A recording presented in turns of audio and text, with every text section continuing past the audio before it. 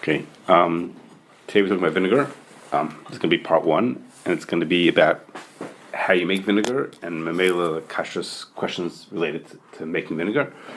Part two will be about halachas that are particular or come out specific to vinegar. So, just as an introduction, vinegar is made of something called acetic acid. I'm going to explain to you what that is in a second. And today I'm going to be talking about, vinegar that's made from food items, which is what you usually think of as vinegar. There's something called, it's not real vinegar. You often see it, that's what I brought it here, for Pesach. And that is because you'll hear, as we talk about it today, complications of making vinegar for Pesach. So they make fake vinegar, which is, says, instead of taking something natural and turning it into vinegar, they start with acetic acid, and then they dilute it down to just a few percent acetic acid, and then it's the same as vinegar. So like this bottle says imitation distilled vinegar, because it's really not vinegar. It's not made from a food item. I think legally it can't be called vinegar. It has to be not made from a food item. It's really made, the acetic acid is something called glacial acetic acid. It's called that because it's made from petroleum, and at room temperature it's frozen. Okay, its freezing point is lower than room temperature, higher than room temperature. I don't know what you would say it. Anyhow, it's frozen at room temperature.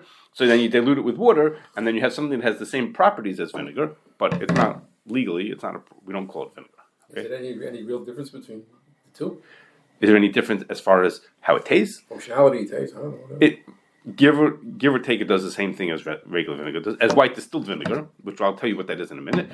We'll come to that. What that is. Is it good for you and healthy or that? I can't tell you whether it's It's chemically the same thing. Chemically, it is acetic acid and this is acetic acid, but I don't know whether there's what goes on deeper inside. I can't tell you. But that's what we're not talking about. I just put it on the side now. Okay, so the way you make vinegar, is it's a two-step process, and we're going to start with the simplest kind of vinegar, which is wine vinegar or apple cider vinegar. And what you do is you take some kind of plant material. In this case, it's grapes or apples, and you make it into a liquid. So you squeeze the grapes or the apples. And then what you have is this liquid is sugar with water and flavor in it. That's what's in when you make grape juice. Okay. Then if you add yeast to that sugar and water and whatever it is, the sugar will turn into alcohol. Okay. So then you'll have wine. Okay. So if you start with grape juice, it would be wine. If you start with apple juice, it would be hard apple cider. Okay. Then you have alcohol, water, and flavor. And then, when you in the presence of another microorganism called Bacillobacter, the alcohol will turn into acetic acid, and now you'll have. I skipped something in what I wanted to do. Sorry about that. Anyhow, now you have vinegar. Okay. So again, the sugar. The sugar is from the plant material, or it's added. The sugar, no, it's like we squeeze grape juice. Grape juice has sugar in it, and apple juice has sugar in it. It's part of it. You didn't do anything, and then you added yeast, turned the sugar into alcohol, added acetobacter, and turns alcohol into acetic acid, and now you have vinegar. If you had started this with grapes, you'd call this wine vinegar, okay? And if you started with apple juice, you started apple cider vinegar. Okay, this is the simplest kind of vinegar that you can make. Okay. Okay, when you sell it. That's the part I skipped. When you sell it at 5%. That's considered the normal way. I'll get that soon. You sell it at 5%. Acetic acid is considered vinegar. This would be stronger than that, so you water it down a little bit before you bottle. I forgot to mention that. Okay, this is the simplest kind of vinegar. Okay, now then another kind of vinegar. I'm going to use the example of malt vinegar or rice vinegar. You have to add a step, and that's because when you take malt is from barley or rice is rice. You know what that is. You start with the material and you grind it up and you mush it with water. It's literally called a mash, and you make this liquefied material, but it's not sugar. There's no sugar in there. It's all starch. Okay, starch is really hundreds of sugars strung together. So you need to add an extra enzyme, an amylase over there that will break down the starch into sugar, and then everything continues as usual. The starch actually, I shouldn't say that. If you started with barley and you were making malt, then there's a built-in enzyme, a built-in amylase. Amylase would come there itself. You add amylase, and the starch turns into sugar. The sugar turns into alcohol. The alcohol turns into acetic acid, and then we have vinegar. Okay, so it's the same idea. Okay, but here the extra complication is you're not starting with a sugary liquid. You're starting with a starchy liquid. Okay, but starch is really a lot of sugar, so you have this extra amylase. Something else has to be added in, either added in or it sort of develops by itself to make the starch into sugar. And then once we have our sugar, then things continue the way they're supposed to. And the acetobacter, right, doesn't like air. Can't have any air in it. It does like air. We're going to come to that in a second. It does. It very much it needs air. It only functions. The regular one doesn't like air. So that's why if you want your wine not to go bad. What does it mean when your wine goes bad? Your wine turns into vinegar. You keep it closed, keep the bottle closed, because acetobacter only functions with air. Okay, so if you keep the barrel or your bottle closed, it won't turn into vinegar. Okay, it only functions with air. Okay, it needs a lot of air. Wine yeast does not need air. The opposite. Okay. So in the case I gave you so far, wine vinegar or apple cider vinegar, malt vinegar, rice vinegar, all these vinegars that I gave you, the taste of the finished product is very much influenced by what you started with. You started with grapes, so the wine vinegar coming out tasting has this wine taste to it because the flavor continued through. You changed one part. The sugar turned into alcohol, turned into acetic acid. Okay, but there's one last kind of vinegar, and which one will have nothing to do with the original that it's made from. Okay, and that's like this. This is called white distilled vinegar, and here what you add it onto here is like this. I pulled it back for a second. That's why it didn't skip. Okay, what it is like this. In this case, when white distilled vinegar, you start with a starch. Okay, you start with some kind of a starch, let's say wheat or barley or potatoes or anything you want to, and you go through the steps I told you. You put an amylase, turns into sugar. Now you have sugar, it turns into alcohol. But now you don't turn the alcohol into acetic acid. Okay, because you don't want to have potato vinegar. Okay, it doesn't taste like anything. Okay, it doesn't taste good. Okay, or you don't want to make sweet potato vinegar or something like that. So what you do is you take the alcohol and you distill the alcohol. Distill the alcohol means is you boil the alcohol at a temperature between the boiling point of water and the boiling point of alcohol. You get all the alcohol out and you make something that's 95% pure alcohol. Okay, or ethanol, we'll call it pure alcohol. You take that stuff, so now that stuff that's pure alcohol you stripped away all the taste of whatever it came from. The fact that it came from potatoes, you'd never know what it came from. It makes no difference. It's just pure alcohol. All the water and all the flavor is gone from it. Okay. Now you have this pure alcohol. It's called grain neutral spirits. Okay, grain neutral spirits, and then you take that, you dilute it with water because you can't put acetobacter into stuff that's so strong. You dilute it with water. You add extra nutrients because aside from the flavor, there are other nutrients that the acetobacter need to live on besides for just alcohol. Add nutrients, and then you turn it back in. Then it turns back into acetic acid. Okay, so in the white distilled vinegar, it's called white distilled first because it's clear. Because among everything else goes out the color, this is what looks like white distilled vinegar. Okay, it's white, so they call it white because it's clear, because there's no color to it. You've stripped that away also.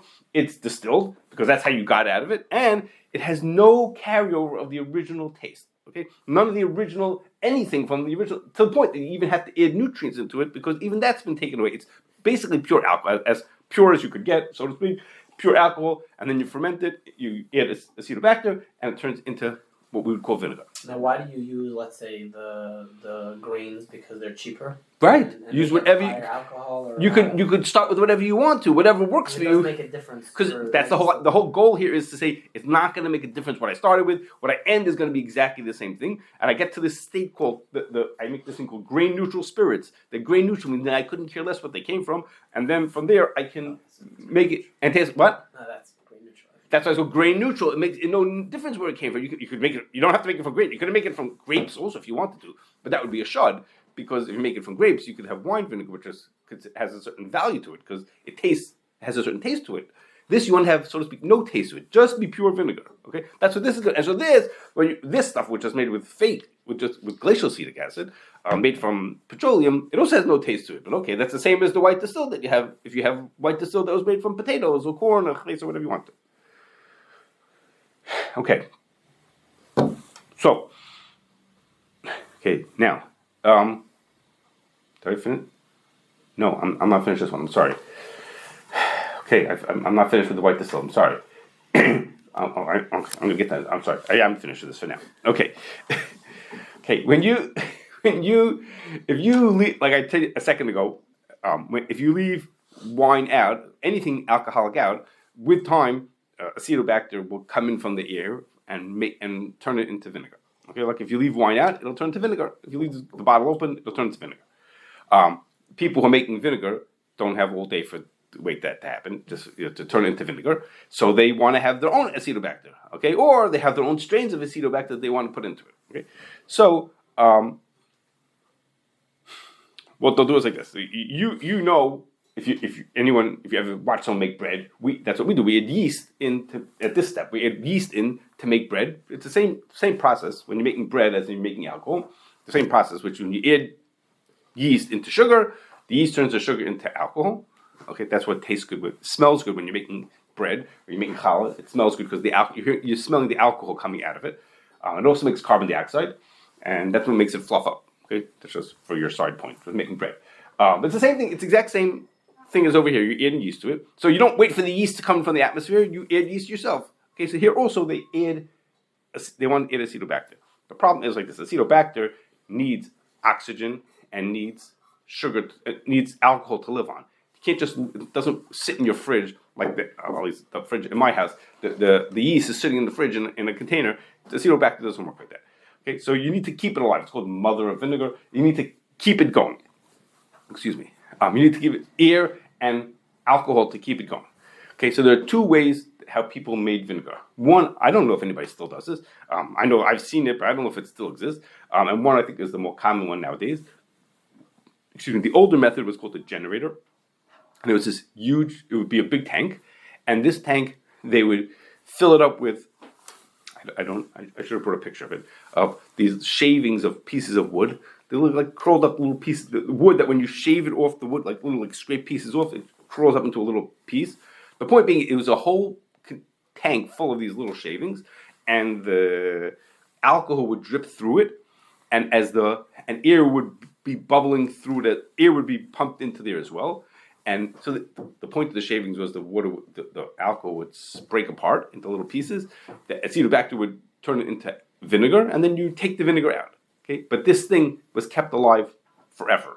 Okay, the ones that I saw that were going had been going for decades. Okay, they said we started this one in 1942 or whatever. It is like it was going on forever because the point is you don't want to stop it. You want to keep the acetobacter alive. So you're continuously adding more alcohol in and pulling vinegar out of the other side, so to speak. Where does it come from? What is this acetobacter? It's in the air. It's a microorganism. And so what are you doing? You're growing it? Like Yeah, you're keeping it happy. You're giving him a place where he wants to live. How do you He's like in Gan Eden here. He's just sitting No, there with you alcohol. don't keep giving him; it's gonna die. That's correct. So if you keep putting in alcohol, it keeps reproducing and keeps doing its How are thing. you trapping it? What are you doing to... You didn't. Probably the first day they just put alcohol in there and just waited for acetobacter to come and find its way in there from the atmosphere, or they got it from their neighbor down the block. But once it's there, it just reproduces and keeps itself happy, living in alcohol. It has everything it needs. It has like a higher content of acetobacter than in the air? Of course, because that's not how. What's the process it's the same thing as when you made challah at home. You put yeast in from your fridge. Now there's a lot of yeast in here. That's what you did. You're saying it's the same thing that you're getting acetobacter in there, just instead of letting it die, you keep it alive. Right, you keep it going. So So it's like similar to the sourdough business, right? it's the exact same thing. The same thing. Keeping it going. You want to keep your guy going. Those they're a little more rugged. See, those you could stick them into the fridge also. But yeah, same idea. That's the same point. Correct. Okay, so those keep going, and again, I don't know if anyone's still doing this, but when I saw it, guys have been doing it for literally for decades. They said, "Mom, we've been going since the 50s or whatever." It was like forever. I don't remember how long it was. Okay. So you said they got vinegar out, but that was not their main vinegar production, right? That's what they're there is to make vinegar. It is a generator. It generates vinegar. That's why it's called it. So But I thought they kept the acetobacter alive, so then they could use this, take out the acetobacter, and No. This was the thing that made the vinegar for them. They're always pouring in more alcohol, and they're pouring out. I don't remember how they separated the alcohol from the vinegar on the bottom, but But this tank, it's like a tank. a huge tank. And you say that's how they made vinegar. That's how they made Okay, vinegar. you say they don't do it like this anymore. I don't know if people still doing it anymore. I don't know because I'll tell you the other way that people do it seems much more The vinegar's modern. coming out of that tank. Yeah, correct. The alcohol's going in. It's going in alcohol. It's coming out, so to speak, coming out vinegar. I don't remember how they did the separation. How did they separate the vinegar coming out from the alcohol going in? But the alcohol was the stuff. What Was, if they have too much vinegar? They just put down the drain. You know, they don't have customers for all the vinegar. They need to. So I assume that they can meter in how much alcohol they're putting in for how much you get out. You know, they can't ramp up in one day. No, they can't. It's like, yes, we'll talk dairy. Okay, if we have too much milk, we kill off our cows. We can't ramp up tomorrow to say, oh, no, we need more. We need milk. It takes time. We have to grow more cows. You know, it takes time. So Actually, they don't have a customer for the milk. They put it down the drain. but eventually they say we don't need so many cows. We used to have 1,000 cows. Now we don't 800 cows. Get rid of that. Get rid of it. Right. We're taking a chance. Eventually we get rid of cows, and then things change. Okay. Now the other way to do it is with an acetator. It's a much more. It's not as. And the ones that I saw, anyhow, are not such huge tanks, not as big as these generators. They're a regular tank, okay, and there's nothing on the inside of it, just an empty tank. And there, they manage. There's some place where they keep acetobacter alive. They keep like a concentrated version of it alive someplace. Their mother of vinegar, and then what they do is they fill up the tank with alcohol, put in their acetobacter from the outside. They bring it from outside, and then they pump in huge amounts of air. So the thing's like bubbling furiously with air pumping through it, and then the acetobacter together with the air is what turns this alcohol into vinegar. Okay, it's more modern in the sense that now this could go on for a week or two also, but it's not forever. It's not like the generators that have to be going for 1,000 years, literally 24 hours a day for 1,000 years. But these ones are more in and out. You do it, you run it for a week, and then you can turn it, change it around. Okay, when either way you make the vinegar, it comes out of the machine, out of the generator or the acetator, comes out at about 12%. 12% is what happens is when the acetic acid, when the acetobacter can't function anymore and it stops functioning. Okay, it's too acidic and it stops functioning. 12% acid. 12% acetic acid. Now, Similar to wine, right? exactly, it's the same kind of a thing. At a certain point, it gets too acidic and microorganisms are not happy. Like the same percentage, close to the same percentage. Correct. And at that point, it's called in the terminology that they use is they call it by grains. So that's called 120 grain vinegar. And it's 12%, and for whatever reason, they call it 120 grain. Okay? Then there's two choices. Okay? The two choices. Either, this is for all the vinegar. I know I have my white distilled here, but it's for all the vinegars, the same thing. Now, what you could, at this point, you can either water it down and bottle it. That's one choice.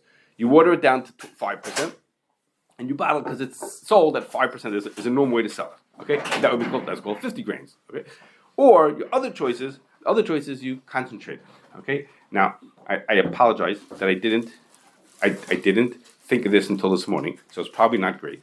Okay, and that is if you have white distilled vinegar. I don't think anybody would do this with wine vinegar or the other better vinegars, but with white distilled vinegar, remember all you're giving the person is acetic acid and water. That's all they're getting. There's nothing else, and there's no flavor of anything like that. So think about it. Let's say I make it here in Chicago. And the person who wants to use it, not an individual, the manufacturer who wants to use it, someone to make ketchup, is located in Seattle. Okay, so instead of sending the vinegar from here to there, I can concentrate it to make it more concentrated vinegar. It's easier to ship it. Not only that, it's easier for him to use it also. He doesn't have to use it at 5%. He can use it wherever he wants to. So they concentrate it to like 20 or 30%, which they call 200 grain or 300 grain. Okay. They boil out the water. How do they concentrate it? So that's what I did. Again, I apologize. It's not as good as it's supposed to be. How do they concentrate? They freeze it. Okay. And what they do is by bringing it to about 20 degrees. It didn't do a great job. 20 degrees. The water that's in there freezes, and what's left behind is stronger amounts of vinegar. Okay. It's cracked also. Looks like. Sorry about that, guys.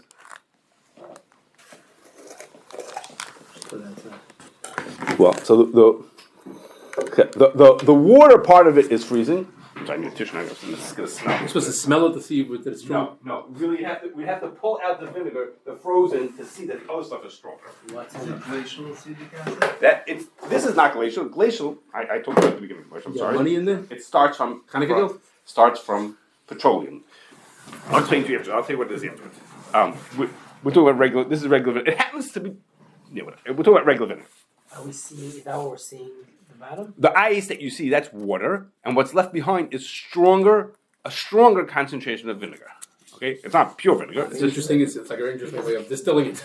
Yes, instead of usually they separate things by heat, boiling it. Here, the freezing point is an easier way to make it work. Because the freezing point of the vinegar is very, very low. When it's in mixture, correct. The acetic acid in the water. That's correct. What did you start with that? I did. Okay, now the. Why did they just send them glacial acetic acid already? The only people who use glacial acetic acid to make home use is people making for Pesach. Okay, normal people don't use that. Okay, when you want to, But you concentrated it, so concentrate it more. So why did it stop at 20-30%? so do you want your bottle of ketchup to say on it glacial acetic acid? Do you want it to say vinegar?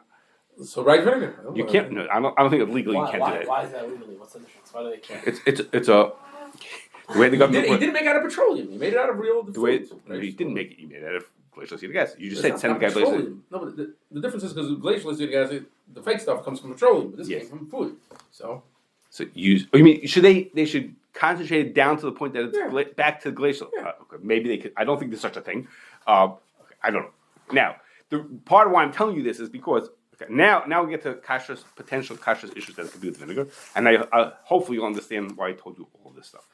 Okay, and like this. It's interesting either way. Yes, it is interesting either way. That's true. But like this. Okay, so what are the potential? Okay, this is concentrated. Okay, you could in white distilled. I don't think anybody do it with wine. You lose what you're gaining, what the wine is special about it. But you would concentrate it. After you concentrate it, you could then dilute it again and bottle it, or use it as is. Again, a guy making pickles doesn't have to use vinegar that's 5%. He just has to put vinegar in. So why would he put in vinegar at 5% if he shipped him 20%? I mean, 200 grain vinegar, and use it as a stronger amount. Just put in less water. Okay. Anyhow, okay. So I have here 4 different potential kashrus issues. Okay, let's like this. The simplest is what do you start with? Okay. In all the things that I told you that you started with, you had to start with some plant material at the beginning. Okay, so the most obvious ones that could be a problem is if you start with grapes. Okay, if you start with grapes and it was wine vinegar, then it would be treif because of the starting material. Okay, and for Pesach, the starting material is much more sensitive. Okay, usually if you started with grapes, it will be sold as wine vinegar. Okay, you'll know you're getting wine vinegar, and that's treif. It's stam yayin. Okay, but for Pesach, the starting material is very sensitive because it could be chametz and it could be kidneys, likely to be chametz or kidneys. Not so many people are making vinegar out of potatoes, okay, but they could be making it out of all these things. The malt vinegar is obviously chametz, and rice vinegar is obviously kidneys, but white distilled, like in the United States, is usually made from corn. Okay, in other countries it's made from wheat. Okay, so that's why it's sensitive. From the most obvious reason, the thing that it started from was wheat. Okay, again, this one happens to be glacial, but had it been a bottle of regular distilled vinegar, so in America we'd say it was made from corn. So you can't use it because of the most obvious reason, because it's made from corn. It's kidneys. Okay, now there are other countries in, I think, New Zealand, where they make a lot of dairy products. They have a lot of lactose left over, and they'll use the lactose to make vinegar out of it also. Okay, That's the liquefied material? It's a sugar. So you have to. So the third step over there was to get a sugar. That's what you need: sugar to turn into alcohol, to turn into acetic acid. So you use sugar, whatever you want to. You start with some kind of a sugar. Okay. So the vinegar crisis in the 80s, the huge issue was because they were using leftover wine product. It wasn't exactly wine, but leftover wine product that usually you would turn it into wine vinegar. They weren't. They were turning it into white distilled. Okay. No one had any idea what it was. Okay. It was just white distilled vinegar. So you assumed it came from grain. Here they had extra of it, so they turned it into white distilled. Or in these places where they have extra whey or extra lactose, they turn that into alcohol. No one wants to drink it, but to make it into vinegar, it works just as good. No one could tell the difference. It's white distilled. It doesn't make a difference what it came from. Okay, so that's the most obvious. That's the most obvious thing that could go wrong. Okay. The next is, you have to add. You see here. The things that have to get added in, they have to get added in to make vinegar. So if we started with just plain, the earlier ones, where we started with grape or apple juice, we just have to add yeast in. Okay, and the acetobacter is living there. We have to add that in. If we started with a starch, we had to add an amylase. If we were making white distilled, we had to add nutrients into this. We had to add nutrients into it because when we distilled it, we had to add these nutrients back into it. Okay, all of those could potentially be not kosher or chametz stick. Okay, now there's a difference between them. Amylase and the yeast are both considered davar hamaimed. So if they were added in, they were chametz or treif, they would make the food not kosher also, or chametz stick. They would do that. The nutrients are not. The nutrients can't do anything by themselves. Okay, nutrients have zero power to do anything. You add nutrients into alcohol, nothing's going to happen to them. Okay, so it's not considered davar hamaimed. So if it was chametzik or treif, it wouldn't make a difference. But the amylase or the yeast, well, I guess the acetobacter also, but that's not for real. But the amylase or the yeast, if they were chametzik or they were treif, that would be a reason to make that would make the food chametzik or treif. But that's the only thing is that's only true if they're inherently chametz or treif. In a lot of cases, they're really kosher, at least on the kosher side of it, and they're just kalim issues. Okay, kalim issues wouldn't be considered davar maimed. Okay? But if they, let's say from a chametz side, they could really be chametzik, and then there would be a problem with davar maimed. Okay, that's the second thing. Third is companies that make vinegar. Almost every one of them makes a lot of different types of vinegar. Okay, no one sits around making just apple cider vinegar. They'll have one part making apple cider, and many people making white distilled, and lots of people making grape also. Okay, there's a lot of mixing going on, a lot of different things going on in the same factory. They're not making just one kind. And the Mamela and the tanks, I don't know why it struck me like this at that kind of. When I walked into a I mean more than one vinegar places, there's dozens of tanks, and they all look exactly the same. Okay, some of them are literally exactly the same, but some of them are not. This one's for freezing, for concentrating. This one's for acetator, and they're all interchangeable. Okay, so kalim is our third issue that we have. That the tanks and the bottling are all could be interchanged one for the other. So even though I'm getting white distilled vinegar, but how do I know that it wasn't made in the same tanks or the same equipment as the wine vinegar that's in the same place or the chametz in the same place? They're not dedicated. Not necessarily. No, if I mentioned this thing called a generator, then it would be dedicated. But this acetator is no. For this week we're making wine vinegar, and next week we're making malt vinegar, and the next week we're making white distilled. And the tank is a tank. It could be dedicated, but yes or no, you're taking your chances. You have to know. When you set up a kosher program, what's typically the solution they do for this? Is that it's dedicated? Yeah. And so usually in a kosher program, we're only worrying the problem is the wine vinegar. Everything else is kosher on the plant except for the wine vinegar, and the wine has to be separated, or only when someone's mashgiach there, this and that. Some that's kept to the side. When you're making a Pesach one, it's much more complicated because everything is chametz and kidneys. Okay, that's much more complicated. That's why they made this because it was easy. They didn't have to worry about it. The issues are kaskvisha and even less lace. But next time we're going to talk about the special dinim that have to do with wine, with vinegar and things like that, including how quickly kavush happens, things like that. But all those kind of things, anything you can think of can go. Now this is usually not heat, but all kinds of different kavushes all over the place. Yeah, because all the equipment is being sheared. Okay, and our last thing is like this. This is a surprise to most people, and that is there's always water added into the vinegar. Okay, at the simplest level is when you finish making vinegar, it's at 12%. When you sell it to the public, it's at 5%. Okay, so that's an automatic case that you have to add water into it. Okay, in the white distilled, we have an extra time to add water in, and that's because after we distill the alcohol, we have to water down the alcohol in order to turn it into vinegar. Okay, so there always has to be water added into the vinegar. Okay, and that means is we have to look about. So this was a striking thing in a vinegar place I went to, which was everybody was paying attention to the alcohol that was coming in. That was the sensitive ingredient coming into this plant, and what was treif from the plant was the water.